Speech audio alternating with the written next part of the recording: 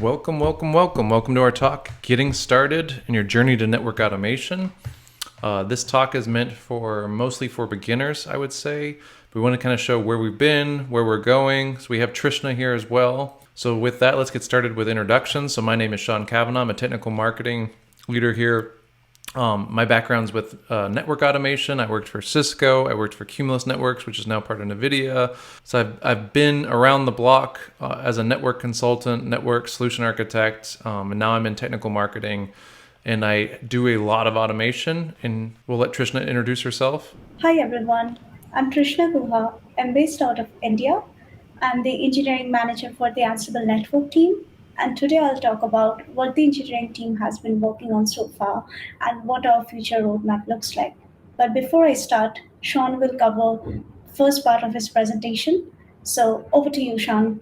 So we know there's tons of stuff going on in the industry. You hear all kinds of buzzwords. I think Edge is so hot right now. IoT is continuing to be hot. Hybrid cloud, cloud native. This term, a lot of analysts are pushing digital transformation. This is a newer one with AI is data intensive computing. And network engineers are being forced down almost all of them, right? So let's kind of look at this idea of network teams today. And a lot of them are really traditional, and a lot of folks are still not automating. Obviously, that's why there's a lot of interest in network automation, as tons of engineers are just not doing it yet because they don't have time.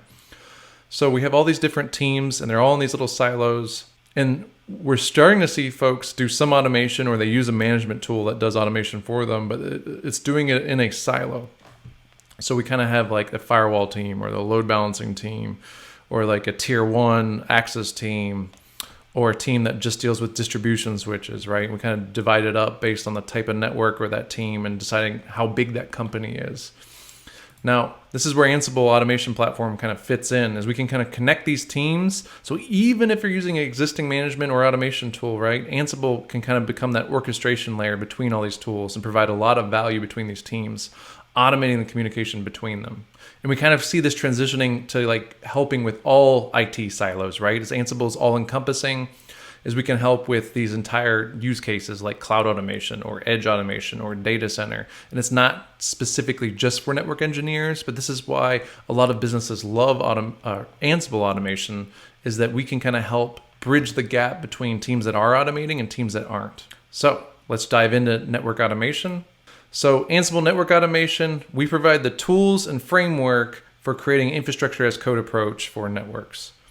And we provide this in certified content collections. And I'll elaborate on what a collection is for folks that are not familiar with that. But we kind of divide it in these categories: the controllers, load balancers, switches, routers, firewalls, and IP address management. So before we get kind of elaborate on that, I want to talk about everything that's included in the Ansible Automation Platform. A lot of times when people think Ansible, they only think of the command line tool that they're using on their laptop or a server. And it is powerful, and that's why a lot of people, it's like a gateway drug to getting started with Ansible. So what we try to do is bundle this. So kind of think of it as like, hey, I'm using Microsoft Word, and then you get the whole Microsoft suite when you buy it now. So Ansible Automation Platform is very similar, as we provide an enterprise experience for our customers. So in addition to that command line tools, which acts as the Ansible core for the platform, is we provide all this other stuff. And I'm not going to dive too much on all of this, but I want to at least highlight it so it's very clear what the difference between the upstream open source Ansible is and the downstream product offering that Ansible is sold as, the Ansible Automation Platform. So we have Automation Controller. That's the new name for what used to be called Ansible Tower. It is one component. A lot of people kind of get hung up that that's the only productization, is that the GUI is productized, and that's not true. And in fact, the web user interface is not even used by some customers. They're using it for an API, and they might use the front end of ServiceNow or some other ticketing system. So with the launch, you might have seen on the main stage, we're going to hear about automation execution environments. So these are basically containerized runtimes, including that Ansible. Now this is really important to customers because they can take that execution. So if I have a playbook that's working, I can just hand it to another person on my team, another region, hand it to my engineer in Japan, and he can just run it, or she can just run that.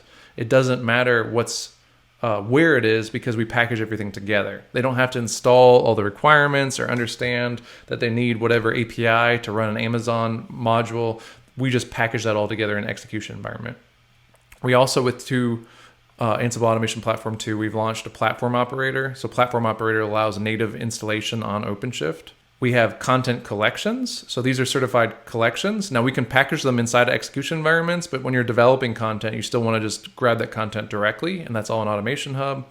We have services catalog, which is kind of like a lightweight ITSM, or it allows you to like order automation. So think of it as like for consumer persona, someone that's not an automator or an engineer, but they might want to just like, hey, I want my desk set up at work. So then this can kick off automation and creates a front end and approval process for them. Automation Hub, App Store for content collections. Ansible Builder, this is a command line tool that allows you to build execution environments. Ansible Navigator, this is a new, kind of think of this as Ansible Playbook on steroids. As Ansible Navigator allows us for like really long playbooks, we can zoom in, zoom out, and then it works with execution environments. So this is kind of the new standard for platform customers. And then you might have heard of something last fest or the fest before about automation analytics. This has been kind of renamed and retooled with a lot of new features as Red Hat Insights for Ansible. So think of it as Insights for Ansible. So let's deep dive on some use cases. We kind of have like three main categories, and I create these kind of like sub kind of use cases so I can elaborate on them. And I'm not going to go into a ton of this. So I put the webinar domain and podcast below, and we'll share these slides out. So we have config management. That's like the basic use case. We have infrastructure awareness. This one's kind of a name I'm trying in a lot of different places, and people seem to like it, but this is kind of where facts come in. We've added a lot of new fact capabilities to Ansible Automation Platform that allow you to take like network interface state, network, like MTUs, OSPF, whatever. Every time we release a new module, we can get kind of awareness and facts and then kind of show what that looks like. And then validation, this kind of goes hand in hand with the other two, but this is where we're actually checking not just the config state, but the operational state. And we can also do compliance around that as well. So is OSPF configured? Sure. Is it actually up? And we have a OSPF adjacency with another device. So I said I would circle back: switches, routers, firewalls, load balancers, controllers, IP address management. Here's a bunch of logos. I'm hoping one of them resonates with you. We have a ton of great content. I think we're up to 100 collections. Speaking of a collection is very simple. That's how we're distributing content. So if you're distributing an app on a phone, that would be an app, right? We just download an app on my iPhone or my Droid phone. A collection is just a directory structure of how we tell folks to build automation content. And then it's in a tar file and it's wrapped with a galaxy.yaml. So this is very common structure, and this is how we distribute it is on Galaxy for upstream, and downstream we use Automation Hub. So you know if you go to Automation Hub that your subscription is going to have support for that. So you have a phone call, you can get help with anything that's on Automation Hub. So we made it really clear, just like you're clear with Red Hat Enterprise Linux, that's fully supported. But if you want the upstream, you're messing with Fedora, and it's very clear like where you go for support for each of those. Automation Hub, it looks exactly like what you would think it is. It's just these little cards display the icon of the partner. We have the name of the namespace and then the collection name. And it shows how many modules or playbooks or roles or plugins are inside of that back. So with that, I'm going to hand it over to Trishna. Thank you, Sean. Now let's take a look about what are the things the engineering team had been working on so far. Moving on to the next slide. The engineering team had been working on some of the traditional network platforms like EOS, iOS, Nexus, IOSXR, and Juniper JuneOS, and some open network platforms like OVS, FRR, and BIOS. All these network platforms has their dedicated collections, which will be there on the next slides, and these are the latest versions of their release. Along with all these collections, we also have Ansible Network Meta Collection, which I'll talk about in a bit. And there are some other utilities collection as well, Netcommon and Utils. We mostly release all these collections every month, and we use Semver as release versioning. Now understand what the Ansible Network Meta Collection is. So it's a meta collection that installs all the supported networking content collections. What that means is using one single command, you should be able to install all the collections in your system. So as a user, you really don't have to worry about the interdependencies. And we test all these collections with Ansible 2.9. Moving on to the next slide. First start with like what the Ssh Connection Plugin is. We added this Ssh Connection Plugin as part of Ansible Network, which replaces the Paramiko. So we introduced this plugin to make sure that we enable FIPS readiness, as security is an important aspect of our strategy. And all the bindings, Python APIs for libSSH lives in Ansible libSSH. We also have added Jesus API authentication, SCP API library support recently in it, and we package it using upstream PyPy.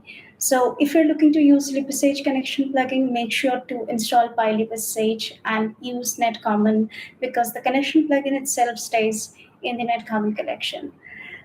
Let me actually brief about what the netcommon collection is. So netcommon collection actually includes common content for network, security, and cloud domains. And the connection plugins like libSSH, Network CLI, HTTP API, netconf, and other plugins lives in this netcommon collection. And apart from that, we have also enabled caching capabilities throughout an active session. What that does is reduces runtime and also make sure to reuse some of the resources that are available throughout the session. And we have also added a feature called direct execution, which reduces CPU usage and network module execution time. Moving on to my next slide. So this slide is about Ansible Utils collection. It contains variety of plugins like lookup plugins, filter plugins, modules, and some action plugins, DNS, IP network test plugin that we have added. Uh, and it's really useful if you're a playbook developer. So if you're working on a complex data structure which is in your playbook, inventory, or say written facts, and you want to manipulate or modify that data, this is the collection for you. Moving on to my next slide. So now let's understand what the platform collections have and what are the things we have worked on recently. And it is resource modules. So I'm sure you have all heard of resource modules by now, because we have been working on for almost close to 2 years. But in case you are not sure what resource module is, make sure to attend a session that is there in the Ansible Fest this year. And there is also another session that happened, I think, a couple of years ago, which is a deep dive. So I'll link both the session in this deck later. So over the last 2 years, we have added the topology-based resource modules like interfaces, protocols, virtualization focused on VLANs, routing, SOSPF, and L2, L3 interfaces and stuff like that. Along with that, we have also added some policy-based modules like ACLs and route maps, prefix list, firewall, etc., and services-based modules, and one foundation module, login module. And these are all there for all the supported platform, like Arista EOS, Cisco iOS, Cisco iOS XR, Nexus, and Juniper Junos and BIOS.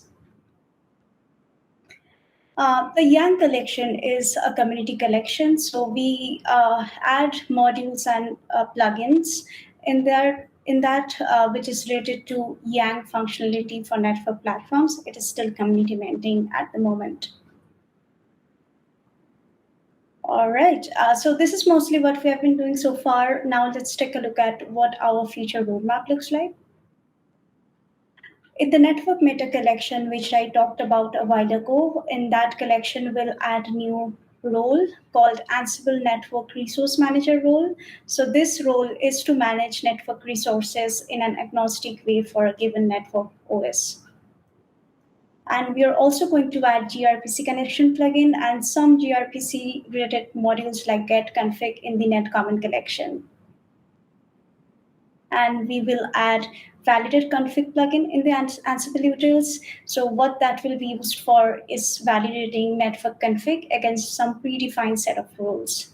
So all the proposals for these features are also opened in the Ansible network repository. So if you're looking to understand proposals and give feedback, please make sure to open that GitHub repository, and the issues list give you all the proposals. And this year we'll also focus on some of the foundation resource modules like NTP, hostname, banner, and SNMP modules. And there are some common features that will work across some other repositories. So in Ansible will add a feature that will be useful for developers, which will dynamically generate modular spec from docstring. And another feature we are potentially looking into doing is the CLI RM builder, which is used for resource module building. We are looking to convert that into a generic module builder for more generic use cases and not just networking. Again, we are not sure where we are going to put that plugin. We are still deciding that, but this is on our roadmap. All right, I think that's mostly on the roadmap. So now let's talk about how you can get involved with the community and networking group. So the first link on the left on top is the network wiki and roadmap. So the wiki gives you the networking group, how you can connect with us, how our roadmap looks like, what's our testing metrics, and things like that. On the right, there is network resource link. So it has some resources which will like give you some head start on how to get started, how to use the connection plugins, the resource modules, and the things that we are doing.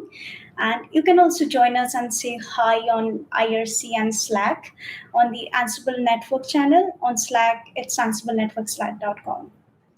And if you're willing to contribute, make sure to go over the Ansible community guide. And there is also a community network collection, which is maintained by the Ansible community, which includes many many network modules and plugins, which is supported by the community, which are not part of their respective community collections. So the link here contains like what are the community modules and plugins are there as part of the network collection. Okay, and that's mostly it. But last but not the least, I'd like to recommend a few sessions that you must attend to where our engineers are presenting. So the resource module use case that I mentioned before, it talks about the automation victories using the resource modules and will be presented by a couple of our engineers, Ashwini Matra and Sagar Paul.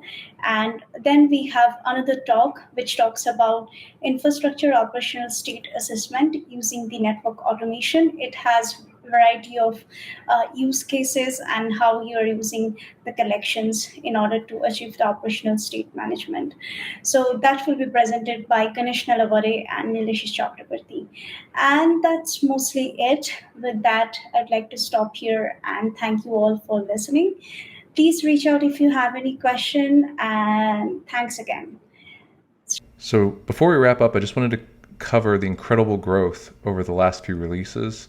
The network engineering team has created a ton of content, a ton of tools for folks to use. We've gone from 44 modules that were brand spanking new in late 2019, and we're going to be reaching this winter about 130 different modules that access different network resources and make it like turnkey easy. Let's wrap up. So I just wanted to have some kind of action items here, or call to action that you could take. So we have a technical ebook. The link's here, red.ht, automate your network. Networking workshop is available online. You can go to GitHub, Ansible Workshops. We have a deep dive talk from our Trishna that just spoke. She does a deep dive into network resource modules. It gets a lot more technical. We actually have Red Hat certification for Ansible Network Automation, DO457. That's really great.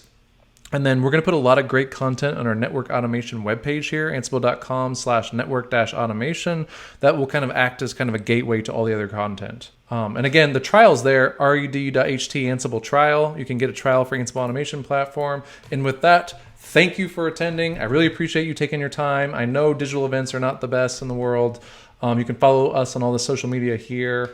And have a great one. Thank you.